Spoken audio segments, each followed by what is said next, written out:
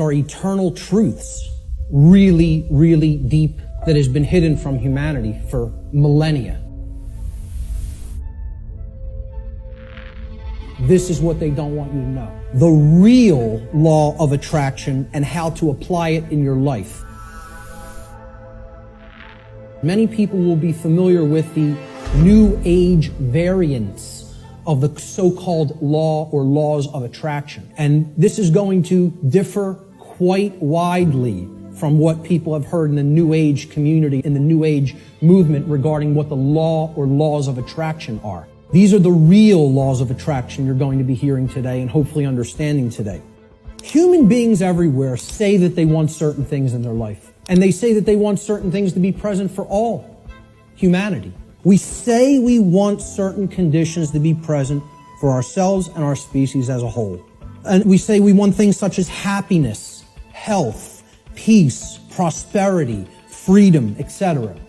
And all these things are great things to aspire to. And we say we want them. Most people will say and tell you we want these things. There are requirements for obtaining the conditions that we say we want. Requirement exists in nature. It does exist. If you want something to be different than the way that it already is, than the default conditions, then requirement exists. If you're okay with things being the way that they are now, requirement doesn't exist. There are no requirements to creating change.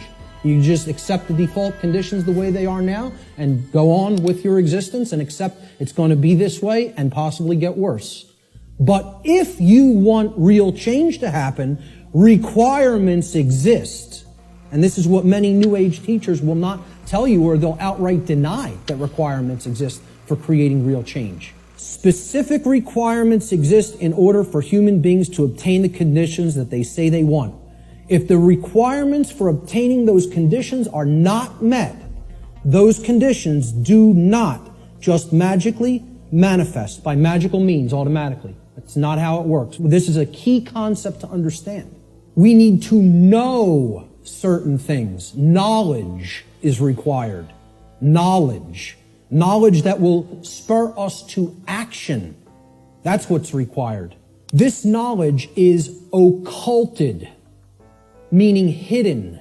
But what you have to understand right off the bat is that the word occult is simply derived from Latin, the Latin adjective occultus. Occultus in Latin means hidden, hidden from sight. The information regarding natural law is occulted knowledge. It is knowledge that has been hidden from humanity. It's held by the few, which is represented here at the top of this pyramid. You can look at this as a pyramid representing knowledge or ignorance.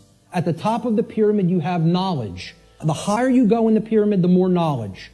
But the pyramid tapers because at the top, very few people understand that information. Down here, you have no knowledge, the ignorant masses. What is this occulted knowledge?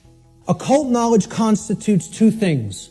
There's two general bodies of occult knowledge. In the actual mystery traditions and in occult schools, they talk about these as arcana, A-R-C-A-N-A. The word arcana is also Latin. It means knowledge.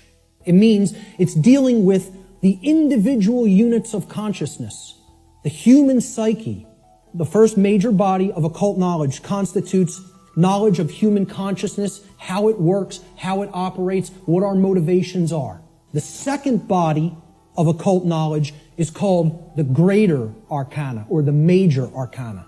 And what these natural laws are unseen and universal spiritual laws which govern the consequences of behavior for intelligent species, for beings that are capable of coming to their understanding. It's been called karma, karmic law, in many Middle Eastern and Eastern traditions. It has been called in some of the Western traditions and Christian traditions moral law. Religionists have called it God's law. Why is this knowledge hidden away from people? And there's a reason for that. In order to create and maintain a power differential. They know how something works, like how human consciousness works, how human motivations work, how human perceptions work, how human beings can be manipulated, This is the thing that all the distractions are there for, to keep you from learning. The endless trivialities, the nonsense you hear on the news, all the video games, all the nonsense television. It's all there to keep people from understanding this. Truth versus human perception. See these white lines? Imagine these white lines that do not waver as truth. And imagine that the perception that is set against the truth, we're going to take three different individuals. This is individual A, this is individual B, this is individual C. Their ability to perceive what has occurred and what is occurring is what I would refer to as consciousness. If your consciousness is high, meaning it's at a high frequency, that means you're going to have more of an ability to understand and recognize the patterns. If your consciousness is low, you're at a low frequency, you're going to see the pattern less. The longer the wavelength, the shorter the frequency. What that means is how frequently is it going to be intercepting the line that represents truth. The higher the frequency, the more in tune with truth we are. What would happen if this frequency became infinitely high? It would be indistinguishable from a line. And therefore, someone would be aligned to that which is their perception of reality being accurate.